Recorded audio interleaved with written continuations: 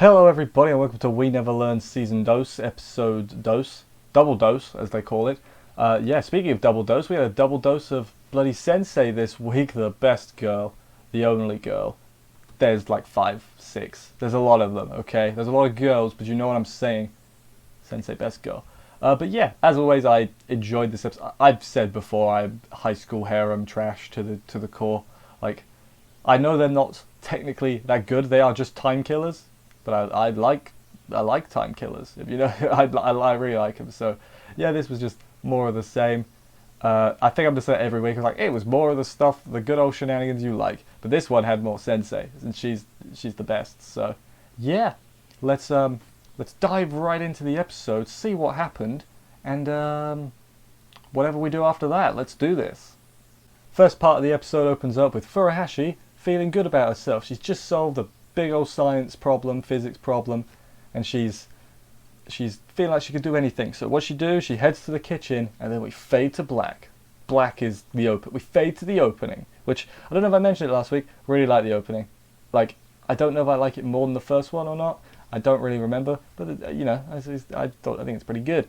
Yeah, she got into a situation. Cut to the maid cafe. Maid cafe needs help with some cleaning service. I don't know if they actually need help, but they just throw Yuiga to go with Asami just so I guess he's there to cause the shenanigans. So he goes with Asami. They're on a moped, which is the first place they gotta go. Sensei's apartment, which is pretty funny. She doesn't let them in. She's like, you can't come and see my apartment. But she drags Yuiga in, slams the door for 30 minutes and makes him clean. She said like pride as a teacher or whatever, but he's also your student. I guess he already knows. But yeah, they have a clean. They clean everything. It's spotless, so there's nothing for Asami to do. On to the next one. Takamoto's mum is sick, so she called the cleaning service. They go in, and Takamoto's like, what are they here? She's in a panic because Yuiga comes in her house.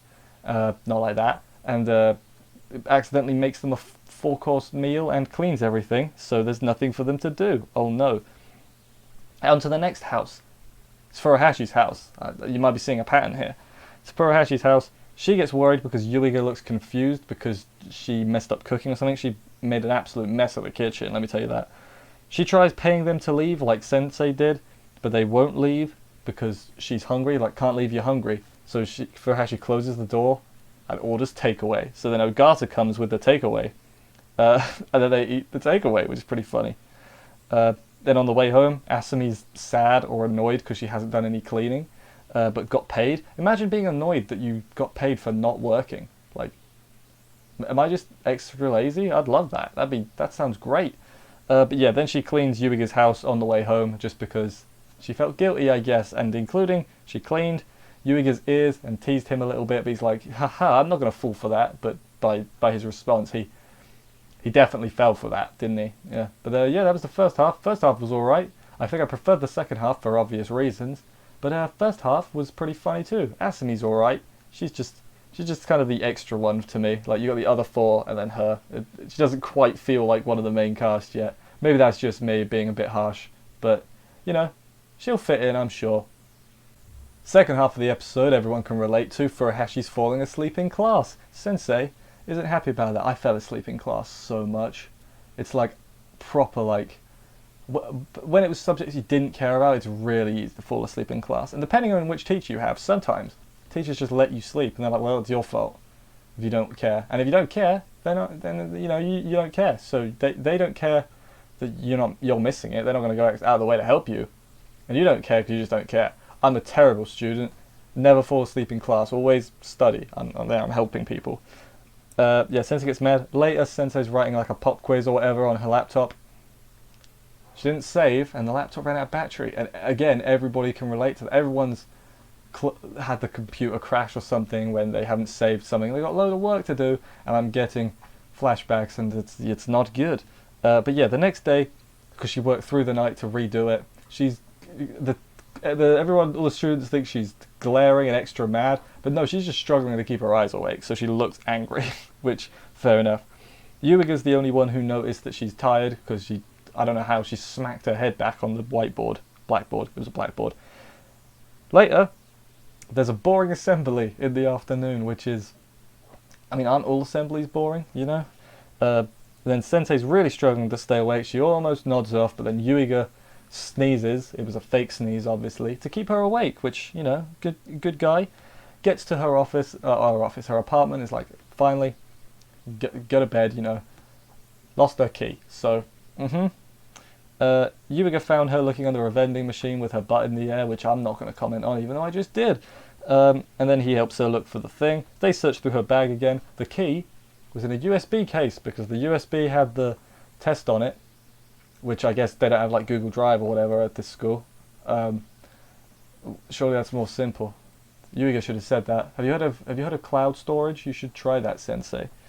Like, text files aren't that large, so maybe look into that. All this could have been avoided. Turns it into a learning experience at the end. She's like, and that's why short-term memory's bad. And I'm like, haha, you brought it back around. We'll pretend it was intentional. It absolutely wasn't. Sensei passed out in her doorway, and he's like, oh, damn it. And he carries her to her bed and also cleans up. Post-credit scene, she wakes up and is like, huh, man, I don't remember it, but apparently I cleaned and got to my own bed. And I'm like, no, that's not what happened, Sensei. You're silly. Sensei's great. I like her. I like her the best. I'm sure people are going to disagree with me, and that's fine. That's the whole point of a waifu war and all that. You're supposed to disagree with me. But anyway, that was the end of the episode. As I said, I enjoyed it quite a bit. Every time Sensei gets the spotlight, it's a good day in Bokuben land. That was not a good pun. Couldn't think of a better one, if I'm being honest. But anyway, thank you everybody for watching. I hope you enjoyed this review. I'd like to see more of the other characters, though. I'd like to see them do more, I guess, story stuff, if that makes sense. I know that it's not really a story, it's like skits one by one, but I'd like to see them progress a little bit, if that makes sense. But anyway, it's still good regardless, so I will see you next week for another episode of this. Subscribe and stuff if you're not already, because there's a lot of reviews. And bye, guys.